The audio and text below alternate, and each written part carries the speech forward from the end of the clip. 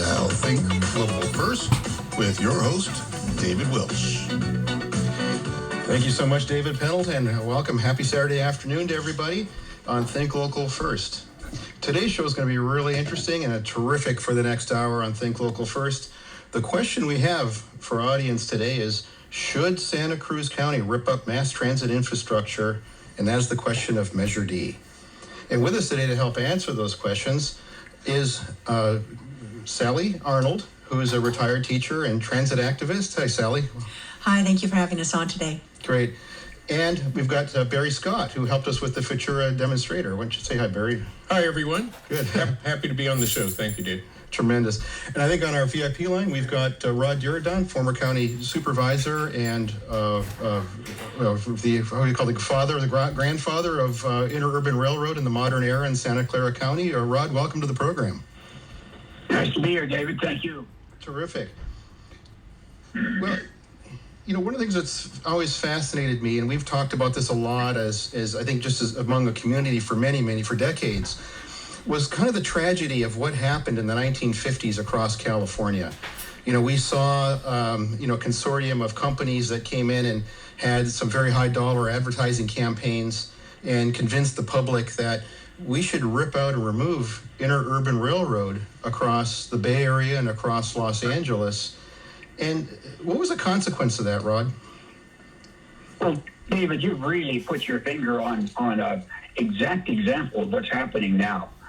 The so-called national city lines, which was really made up of Standard Oil, Firestone Tire and Rubber Company, General Motors, and other automobile and bus-related producers, got together, created a false corporation called the National City Lines, and went around the western United States purchasing the rail lines in existence at that time, both commuter rail and light rail or trolley lines, putting them out of business, giving the right-of-ways to the cities. The cities took the right-of-way gladly and paved them and made them into roads, and then they had to buy buses and ran a bus system in those communities, oftentimes at a loss, and they lost their opportunity to have a more efficient and non-polluting rail system. That's happening now. The folks supporting Measure D are wealthy. Some of them have economic interests in automobile-based transportation, and they're anxious to put the rail line out of existence. Some of the folks are just interested in bicycling too, but the proposal for the current rail line is to build the rail system back, to modernize it so it can be used for commuter rail, and at the same time put a bike lane adjacent to it, using the right-of-way for both rails and bike trails. That's being done in several different locations around the United States. Well, that seems like a pretty smart use of the right-of-way to have kind of a bifurcated transit solution like that. We've got eco-friendly rail along with the ability to have a trail, so folks want to bike or skateboard or walk, that option's available to them. David, the key thing to remember here, though, is that after the National City Lines did this, up until the 1950s when they were stopped by Supreme Court action, finding them in violation of antitrust, they called them the combination and restraint of trade, and they got fined a total of $10,000 for putting all of LA's system, vast system, out of business. LA spending hundreds of billions of dollars to build that system back now, and it's got to be stopped here, and that's easy to see with a little perspective, and I hope the people in Santa Cruz County realize that and protect what they have. You know, Rod, I was amazed prior to COVID. I happened to have been traveling through Chicago, and I took the Blue Line out from O'Hare, to downtown, and of course that's one of the interurban rail lines that survived. I think I paid $3.50, or is it $5.50? And I took what would normally have been a cab ride that would have cost about $50. In less time, at drive time, I sped right into the city core and was able to get quickly to my hotel. And that's the way it used to be in California, wasn't it? Well, it certainly was, and it's the way it is around the world right now. In any of the major pride-worthy communities in the world, you can take transit to do almost whatever you would like to do, and it's usually electrically powered transit, so it protects the. But in California, we just are so averse to spending any money on anything. Of course, you have to spend a little money to build these things. Fortunately, the federal government has just created $1.4 trillion in infrastructure money that could go to this kind of a thing. But you have to look for the future, the long-term future. Realize that one Highway 1 corridor is going to be massively used in the future. You don't have any choice. It's going to be. And if you don't create the rail line, then you're going to have a 4 to 6 to 8 lane freeway there. And that's going to cost much more than the rail system ever cost, both in terms of dollars, but also in terms of environmental cost. Well, I think the environmental angle you bring up is really fascinating for us. I mean, I believe almost to a person who live in this county, in Santa Cruz County, that, we have the beautiful coast and the beach, and I think we are hypersensitive to, wanting to maintain that pristine ecological, view and establishment that we've worked so hard to achieve. And it seems like, having an eco-friendly transit corridor instead of more cars or ultimately widening a lot of lanes on one would make more sense. Absolutely. Yeah. I want to bring just our other guests in on the conversation as well. And, Sally, would you like to comment? I would. Thank you, Dave. When you brought up the environmental points, Rod, I just really, that's really resonating in our county. Every major environmental group in the county right now is opposing Major D, the Sierra Club, Ecology Action, the Land Trust of Santa Cruz County, Regeneracion Pajaro Valley, Santa Cruz Climate Action Network, the Sunrise Movement, Youth for Climate Justice, Fridays for the Future, and Aptos. It's every single environmental group is opposing it, because if Measure D passes, we're not only going to face the serious environmental consequences of more car travel that Mr. Diridon mentioned, but also we're going to have the track removal itself is going to be an environmental disaster. It's going to cost tens of millions of dollars. And when you think about the tracks, it's not just the ties and tracks. There's that ballast underneath, and there's 150 years worth of toxins in there. And all of that is going to have to be dug up, the toxic soils, lead and arsenic, and it's all going to have to be disposed of. There's going to have to be huge mitigations. So it's going to be a disaster environmentally. So you're saying that if it's left in place the way it's impacted, it isn't an issue, but That's if we correct. start to mine that stuff out, it becomes an issue for the environment. Yes, right now, if we leave it alone, it's not an environmental problem for us, and it can actually become an environmental asset because of the tracks being allowed to be used for carbon neutral transportation. And it doesn't mean the tracks can't be replaced with new tracks for maintenance. It's just what you're talking about is all the road bed and all of the underpinnings of the rail. And refreshing the tracks and the ties is routine maintenance. It can be done easily. It's done mechanically these days. It's not even it's a repair job, but it's not a major deal. Yeah. No, I've seen them come in with the equipment to replace sections of rail now. It's amazing how efficiently and quick it's done. Yeah. Actually, yeah. Well, go ahead, we wanted to remember here, and Sally, thank you for that nice comment. By the way, I'm a past chair for 20 years of the Legal Conservation Voters in Santa Clara County, and I'm a life member of the Sierra Club. I'm your society member, so I really relate to what you're saying. But I have no skin in this game. I don't own anything down there. I'm completely unbiased in terms of the issue. I'm irate in terms of what's being done. But one of the things to remember here is that if it does cost a little money, the federal government is creating trillions of dollars right now for infrastructure and for climate protection. Mm-hmm. This is the time to be going after those funds, not abrogating our responsibility. Yeah, and to that point, you could be, since you were so involved in local government in Santa Clara County, we have an amazing amount of what looks to me, I'm not a politician, I'm a community interested talk show host, but I haven't quite seen anything like this before, where you have the city of Santa Cruz, city of Watsonville, all of the different political groups, all of the counties and the city officials who are all together, people who are traditionally foes on issues, interlocking together. Rod, how hard was it for you up in Santa Clara County to grow that type of alignment for you put down your first rail? Well, it was really hard. Back in 1970, 1 through 76, we did a massive study, spent millions of dollars on it, and brought in the best minds in the world, and they master planned it, and we had to begin from scratch because we hadn't protected the corridors. With you folks, it wouldn't be nearly as hard because you protected your corridors. Those are the corridors which Santa Cruz County was built around, that rail line. So it's there. You would skip all of that terrible expense of studies and frustration of not being able to move ahead. You could move ahead immediately. Brilliant. By the way, Yeah. studies were done by your Santa Cruz Transit Agency years ago, and they all came out saying save the rail system and create it into an electrically powered rail system. It sounds to me like, Barry, what do you think? I mean, it sounds to me like we're almost shovel-ready to move forward.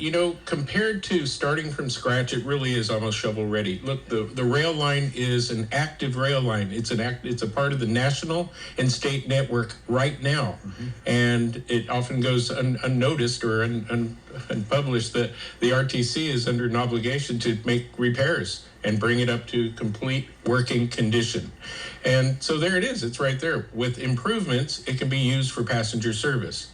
It's not like starting from scratch, as Rod says. The great value of this 32-mile system that we have is that it exists, is that the property is all lined up, the signals are there, and it's permitted. And I can't overstress how hard it would be to start from scratch, even if you had the money to build it. Then you have to have it permitted, and here it is. It's almost operational. Well, let me ask the $10 billion question, the boogeyman in the room. Does the Coastal Commission approve of this? Oh my God, the Coastal Commission. I brought in for you a statement dated February 5th of 2018, and it's their letter. It's a letter from the Coastal Commission expressing their concern that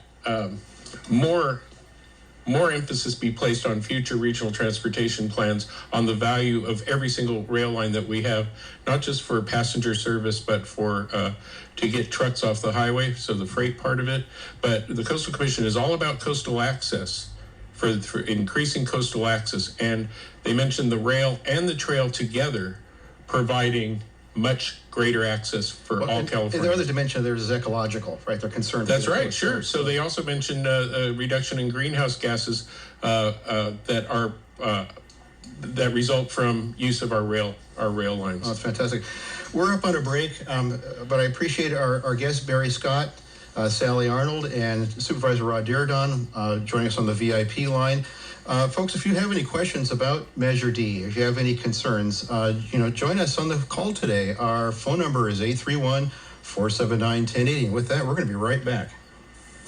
Ciao, I'm Luca from Tramonti at 528 Seabright Avenue, steps from the ocean. We are the authentic Italian pizza and pasta restaurant, serving also organic salad and house-made desserts in a friendly family-style atmosphere on our lovely patio. We bake our bread and prep our fresh pasta and pizza daily. Allora, buon appetito! Visit Tramonti at 528 Seabright Avenue. That's Tramonti at 528 Seabright Avenue. Chef Ben here from the Back Nine Grill and Bar at the Pasatiempo exit. Introducing new and improved happy hour, including all well spirits for $6 a beverage, $1 off draft beers and seltzers, $10 off all bottles of wine, $1 wings, and half off most appetizers. We'll also feature a weekly whiskey that will be $2 off during happy hour. Ditch the traffic jam and join us 7 days a week from 3 to 6. See you at the 9. Have you tried Kiss by an Angel wines? Well, their technique for creating these wonderful handcrafted wines have been around and handed down for over 3 generations. Located in the Pinnacle Pass Shopping Center, 75 Mount Herman Road in Scotts Valley, they are open Friday through Sunday. Mention KSCO Radio and you'll get 2 tastings for the price of 1. Visit kissbyanangelwine.com for all the new releases. Kiss by an Angel Wines, Scotts Valley's best kept secret. The new new Cruise Coffee Cafe, located at 246 Kings Village Road in Scotts Valley, has a wonderful array of breakfast items, pastries, and lunch, as well as all kinds of one-of-a-kind items from local artists in the community. Locally roasted coffee here in Santa Cruz. You won't be disappointed. The new Cruise Coffee Cafe in Scotts Valley. It's the coffee of choice for KSCO Radio.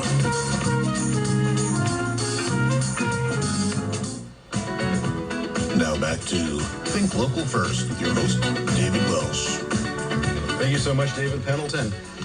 So we were covering a little bit here, some of the interesting decisions that were made in the past around interurban railroad, and we appreciate Supervisor Diridon getting us, I think a really good background on what happened and kind of how that happened and how that's actually probably in motion here right now. So kind of with that, Sally, I wanted to ask you to kind of help clear the cone of confusion a little bit around what Yes on D actually means. Yes on D, it sounds like the way it's painted, they talk about rail banking and they'll build a trail, and the rail would be available, preserved in some type of a trust for kind of future development. But that involves actually ripping out all of the tracks, right? Yeah, it does. There's all kinds of, oh, am I not on? No, you are. Yeah. Go ahead. Okay. So Measure D is like 9 pages of confusing legal language, which I suggest that people at least flip through in their voter guide, and you will see all the strikeouts. It's largely a bunch of strikeouts from our general plan, and it's to remove all reference to planning for clean light rail from our county general plan. It is unusual to amend a general plan this way by a vote of the people, and usually that's done in public meetings and by professionals and by our electeds. If we amend our general plan in this way, the only way to change it back will be by another vote. So it's bad policy. It's just bad kind of government decision making, bad public process, which is one of the reasons why Ecology Action has opposed it, and also the League of Women Voters and Indivisible Santa Cruz for County, Santa Cruz for Bernie. So I'm astonished at all the different sides of what would normally be fighting tooth and nail on something are actually kind of holding hands and saying kumbaya on Measure D. So if I understand, is that bad an idea? So if I understand this correctly, yes on D means ripping out the tracks, and it means starting over from scratch with all the public hearings and environmental impact studies. Right. And then at a no on D means that we would have the trail that's already been partially funded and all the approvals that are in place for the rail. We would actually get a trail faster. Yes, absolutely. If we had no on D? Yes. So the yes on D means we have this big change to the general plan that is going to be very, very hard to undo. And it calls for tearing out the tracks and building a trail on the location where the tracks are. I've already talked about the environmental problems involved with that. There are also a series of legal problems and just construction time involved. So a yes on D vote, despite all the pretty pictures of people on bikes that the pro-D people are putting out there, it means a delay to trail construction for legal and environmental and just construction reasons, probably 8 to 10 years of delay for the trail. So if you want a trail fast, even if you don't care about trains, you should absolutely vote no on this. And if you ever want to see transit in the future, you definitely want to vote no on D, because otherwise the tracks will be torn out. Well, just for our listening audience, we're talking about Measure D. If you've got an opinion on Measure D, we'd love to hear it. If you are voting yes on Measure D, please call us, 831-479-1080. And Barry. Yeah, I'd like to add something to what Sally was saying, which is to say what a no on D vote would do. What a no on D vote will do is leave things as they are so that we continue to build the trail, so that we avoid lawsuits, we avoid entanglements with the federal government. Trying to remove a piece of this national network of rail is crazy. Threatening Roaring Camp's business operation, that's crazy. And one other thing I'd like to mention, for all the groups and organizations and individuals like Governor Brown who have endorsed a no on D, the yes on D effort has nothing. They can't get anything. We have letters from 4 chambers of commerce opposing Measure D. they can't get a single group except for an organization called the Business Council that they invented.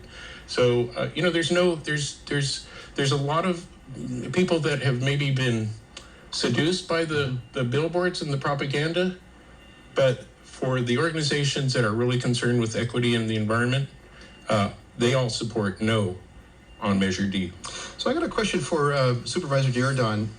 If you're if you think back, building a trail across Santa Clara County, how long did that take typically to go through all the hearings and the funding and you're starting from scratch? Well, it takes a long time to build a trail. You have to do an environmental impact report, and then you have to get the funding. And the funding, by the way, is substantial and will be even more so because you're building the trail on top of a toxic roadbed. So it will be very expensive and very time-consuming and fraught with legal actions. And so I don't see a time when you're ever going to see that trail in operation as a bike trail. So you're kind of supporting what Sally was mentioning. Oh, sorry. Go ahead. Usually, where you build trails isn't in that area. If you want to create a trail network, you would start with your creeks and build trails alongside the creeks, and then have them come into the trail that might be by the railroad, and that's a better way of doing it. That's what we have done in Santa Clara County. Oh, very, very good. Yeah, so it's interesting. So it really builds on what Sally was saying, is that we're really, if you vote yes on D, we're starting over from scratch, and we're decades away from even building a trail. Well, not our trail. Our trail is actually under construction right now. No, I mean, if we do vote yes on D. If we vote yes, yeah, then there's a whole big delay. But there's a whole thing about the way these projects work, which is there's years of work that is kind of invisible unless you're a real public policy nerd and are attending all the hearings. There's, like Mr. Diridon mentioned, there's the EIRs and there's engineering and design and public review of all that stuff. And it just goes on and on and on for years and years and years. And then suddenly, if you haven't been following it appears like suddenly shovels hit the ground and things are being produced, things are being built.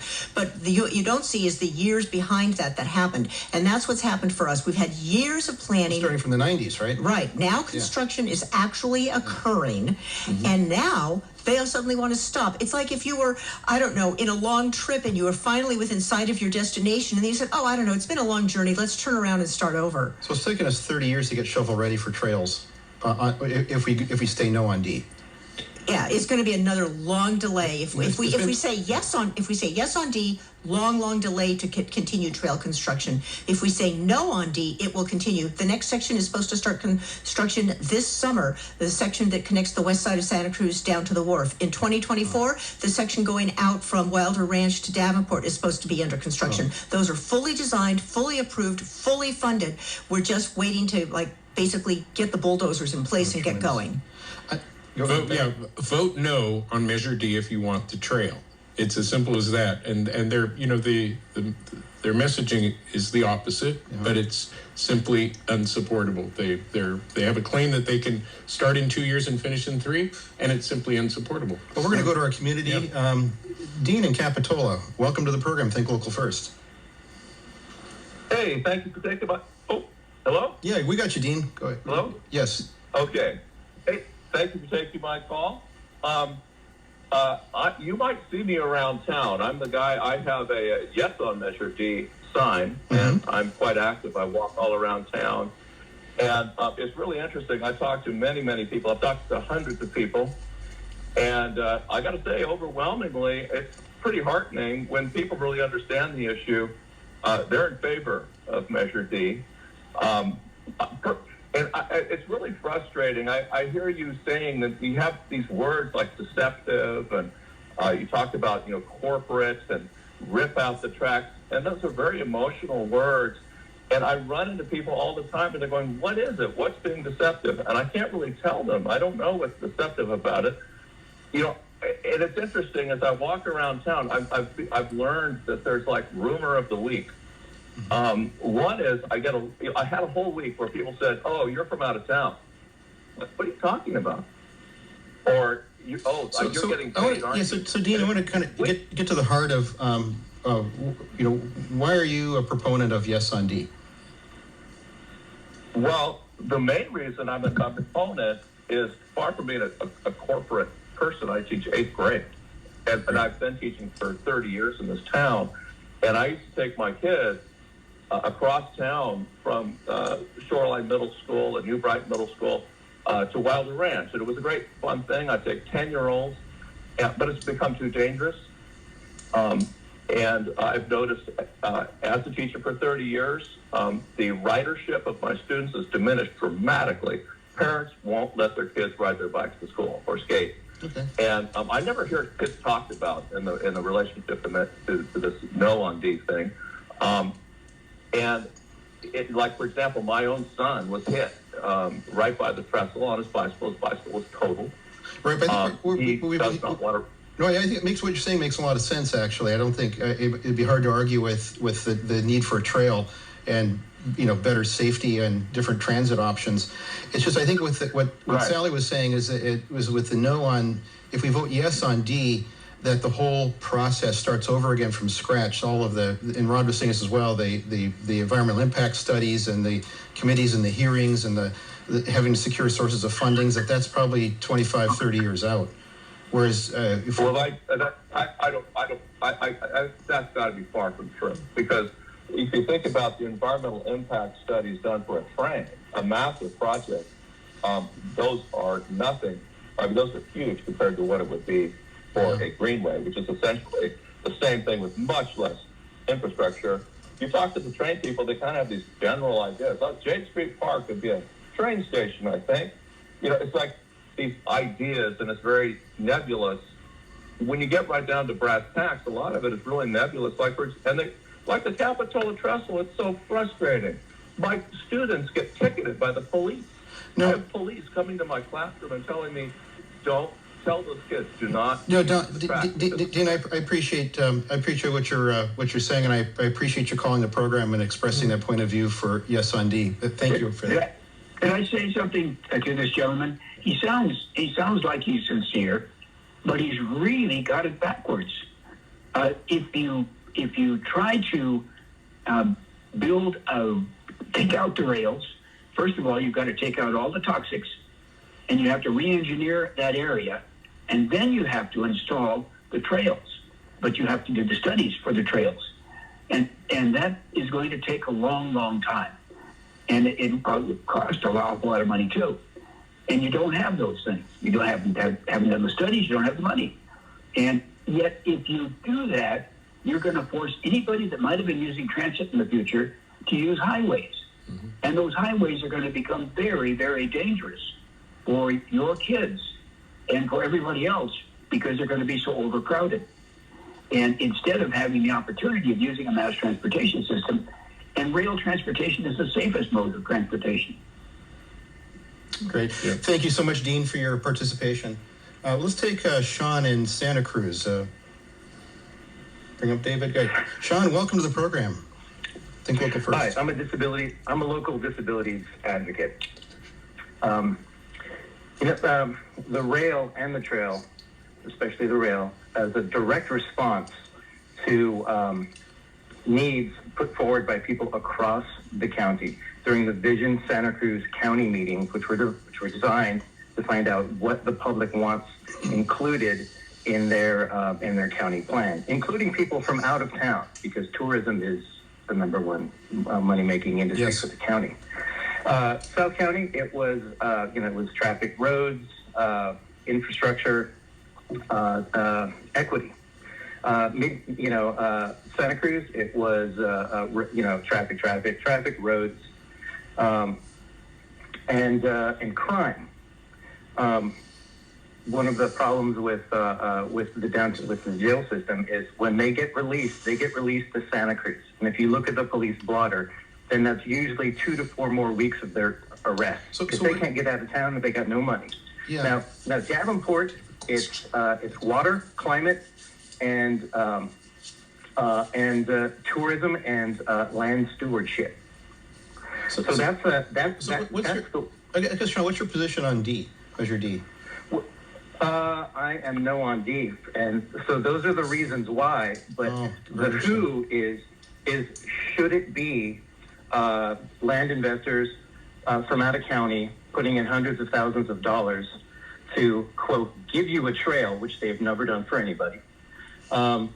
They, after failing to purchase the line, they sued the RTC, so there goes the public money.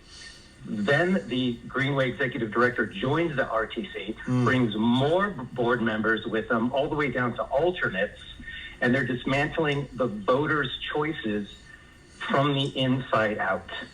Oh, good Lord. And don't forget that all of your CZU fire chiefs, fire directors have told you not to rail bank because they're going to lose the ability to bring in water tankers from elsewhere in the state to put out any fires near or in the Pogonip open space and Henry Cowell's Redwood Park, where the only way into a lot of those areas is by rail. And they use the surface roads now more than ever for people biking and jumping into the river. Yeah, Sean, that's something I learned for the first time the other day was that the rail was actually part of the firefighting plan for the county, particularly some of these remote areas, to bring tankers in. And that was in Santa Cruz. And one of the best fire suppressants in the entire country is marketed out of a little office on the west side. It's called Strong Water. It's a local surfer. His product Strong Water is 100% biodegradable, so it's safer for the well water for the people in the mountains, and it's also non-toxic, so it's safer for the crews to use and reduces their direct exposure time. But is Santa Cruz going to be able to access their own products? Yeah. If they can't, they need, the firefighters are going to need their supplies and their water near them because time just equals more heat and fire and smoke. Hey, Dave. Yeah. Can I respond? I want to thank Sean for all of those points. They're important. Yeah, Dean, the teacher that spoke earlier too, he raises something that is on the minds of a lot of the voters, which is, are we voting for a train or I don't want a train? And it's important to note that voting no on Measure D does not build a train. This is not a train initiative. This initiative is, do we want to remove the option of, do we want to embark on something that's going to cause the trail to take much, much longer, if at all? It actually threatens the trail in some ways. We don't know.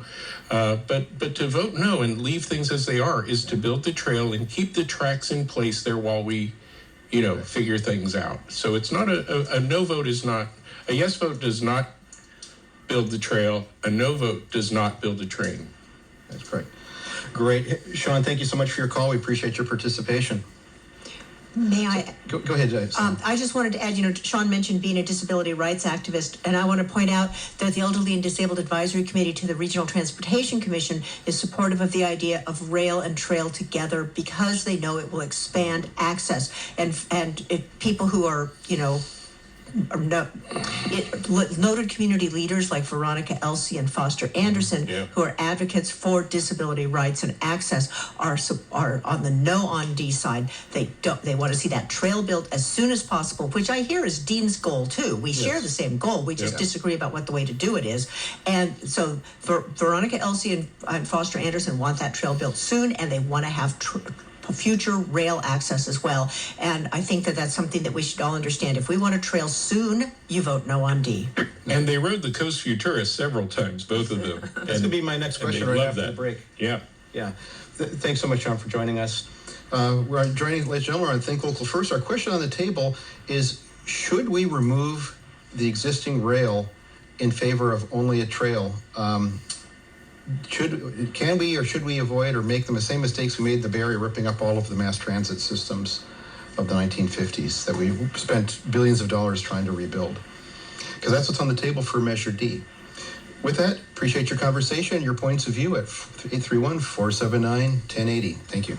Who needs a mobile notary public? we gave If you're an up the- individual having loan papers drawn up or are a loan officer, a bank, or a title company and you need a document legally notarized, Cammie Corvin is here for you. As a longtime local, Cammie is a trusted professional with over 30 years of experience in the law field. Now a bonded mobile notary signing agent, Cammie can help you with all your notary needs. Contact Cammie, cc@ksco.com or directly at Corvin's Legal Services, 408-406-4137.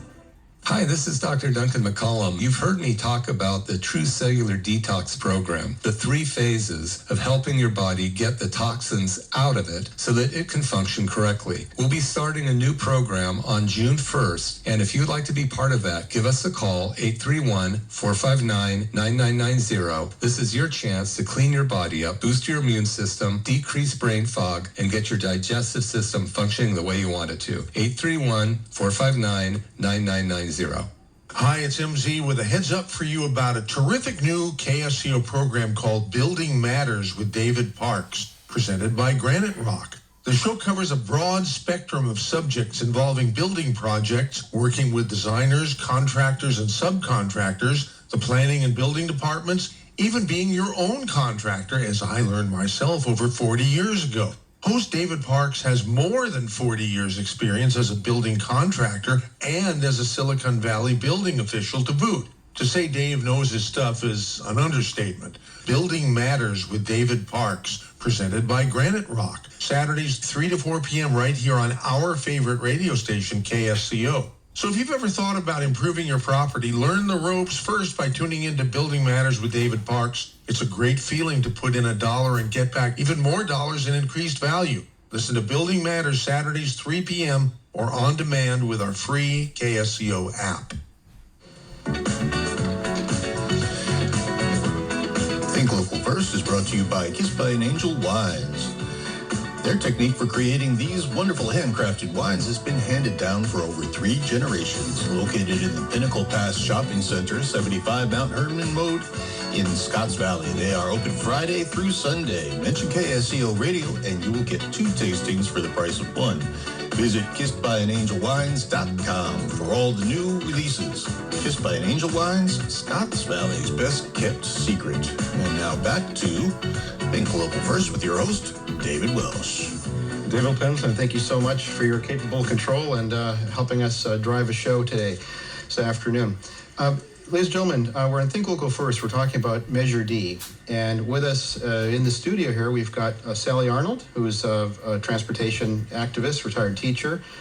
We've got Barry Scott, who many of you probably recognize, who actually implemented the Coast Futura demonstration project. And we've got Supervisor Rod Diridon from Santa Clara County on the VIP line with us, answering our questions about what does Measure D actually mean? What does it mean? What does yes on D mean? What happens when we vote no on D? And I think, as gentlemen, we've been establishing so far in the program that if we vote yes on D, we reset 30 years of work that's gone on through various governmental agencies to build a rail and a trail. And in fact, commencing this summer, the trail is actually going to be start development, right, Sally? Yeah. Well, actually, several segments are already finished. We've got the West Side segment, which is very popular. There's at least 600 users a day on that segment. It's totally changed the way people move around the west side of Santa Cruz. And there is a segment open in Watsonville as well. And as I said earlier, the segment that will connect the west side of Santa Cruz down to the wharf is due to begin construction this summer. And the segment that goes from Wilder Ranch to the Davenport is due to begin construction in 2024, and there are segments between the boardwalk and Aptos that are in design and environmental review right now. Okay, those ones you were talking about are getting underway this summer. Those are funded already, and they're fully designed through all their environmental reviews. They have the one that's starting this summer actually has it went out to bid. There's a contractor whose bid has been accepted, and it's going to break ground in a couple of months. So if we vote. If the committee decides to vote yes on D, does that continue or does that come to a stop? That's a little less clear because the plan on D is to tear up the tracks from the San Lorenzo River. If you vote yes on D. If you vote yes on D, tear up the tracks from the San Lorenzo River south through Aptos and to Watsonville. Mm-hmm. It's going to totally strand the Roaring Camp line, and it's going to mean poor people in Watsonville are never going to have an alternative to Highway 1 to get to work and educational opportunities in North County. Whether or not, because of the changes to the general plan that are included in D, it's going to affect these segments that are already funded and approved that are north of the river. It's a little harder to say. There's a lot of unanswered questions about what the impacts are going to be. Basically, if Measure D passes, I think everything is going to grind to a halt while we sort out the legal implications. So it seems like, just in surveying the community, that where you are on the economic pyramid kind of helps drive sometimes your point of view of where you stand on D. I understand that the Yes on D campaign was funded by a handful of very wealthy individuals. Yes. And that at the grassroots level, we've had every city, county, municipality, stakeholder group for years have been voting and working through committees and developing the plan that we have in place, which will get executed starting this summer. Yes. If we stay continuing to be executed. Continue, if we vote no on D. Both city councils have unanimously passed resolutions opposed to D, right? Meaning Santa Cruz and Watsonville. And the Measure D addresses the in-between, the unincorporated part of the county.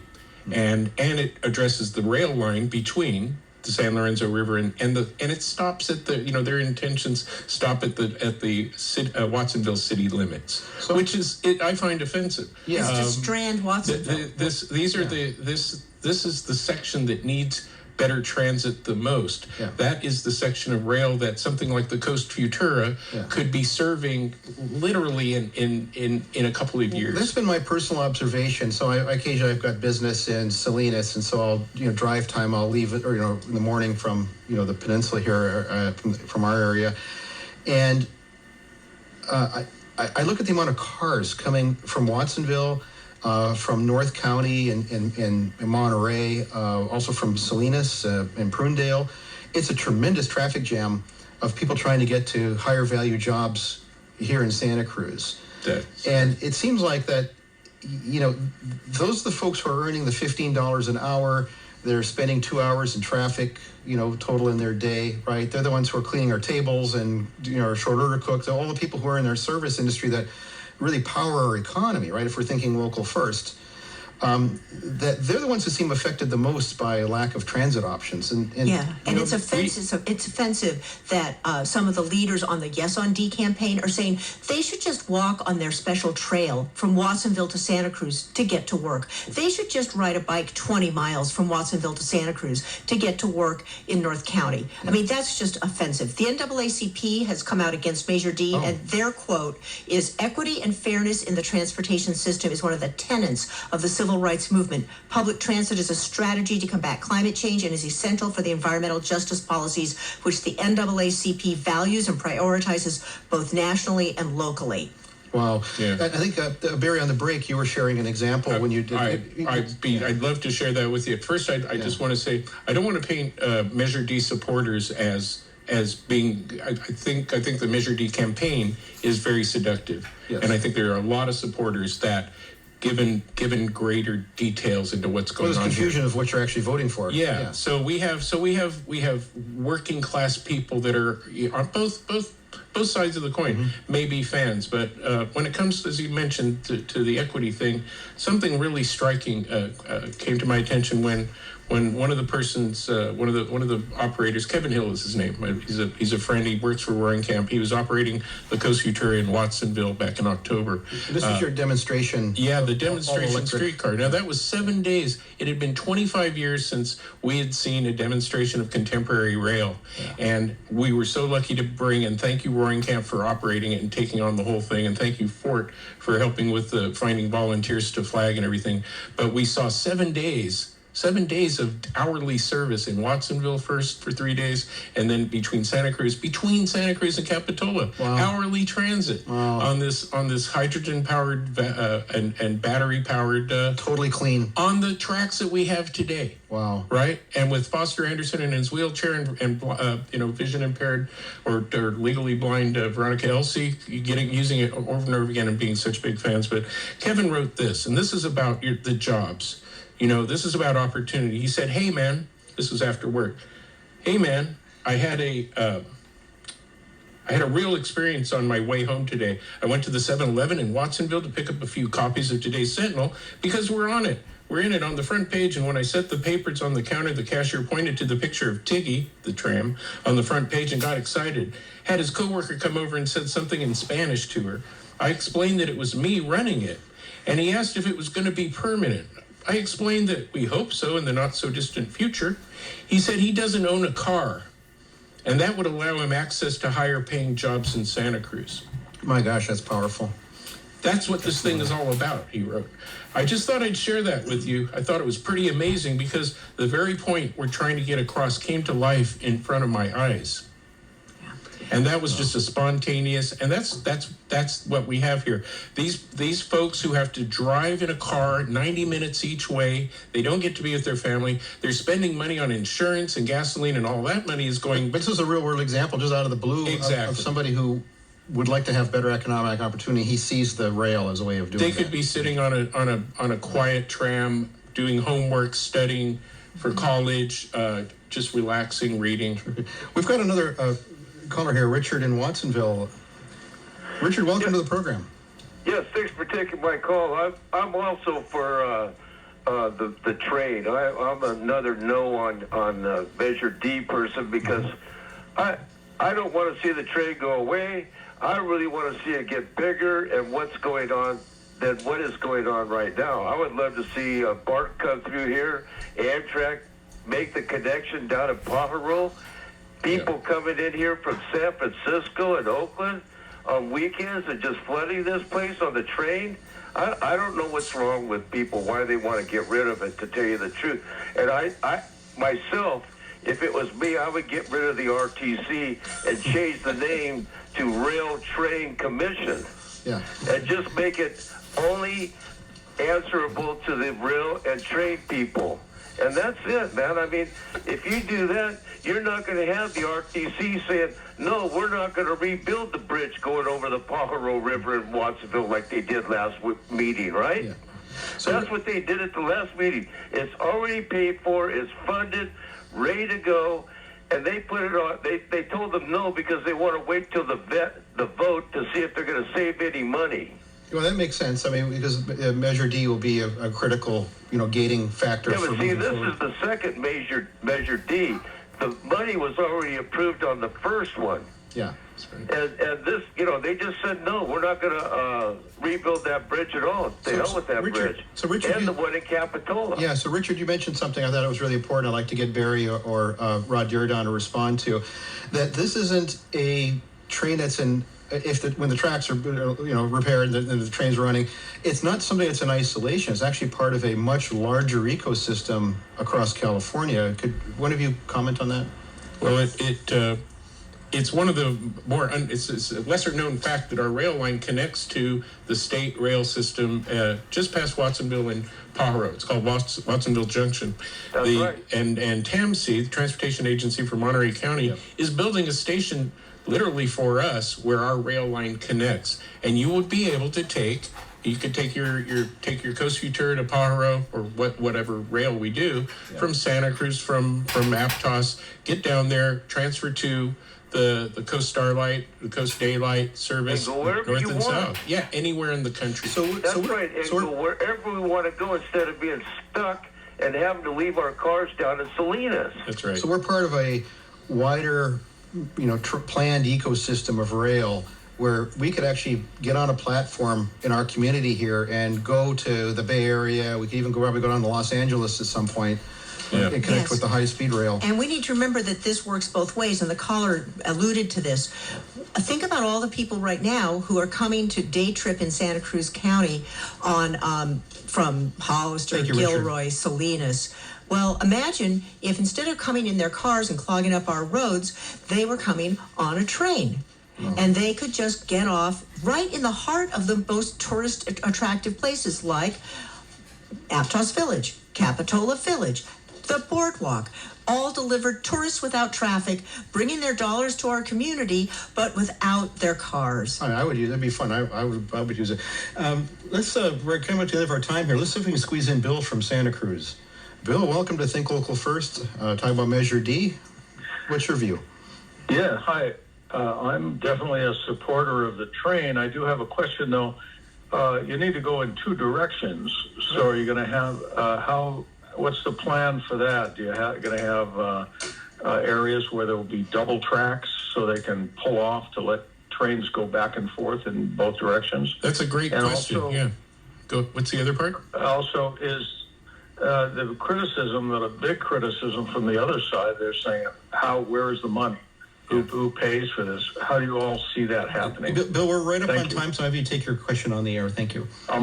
Thank you. Bye. So real quick, passing sidings. The RTC's consultants already figured this out, and with just 3 different locations along the line, you add a second double set of tracks so that these vehicles that are dispatched and computerized and smart, they know when one is coming and they pull over so the other one can pass. It's done everywhere. That's the standard. Double track is not the standard.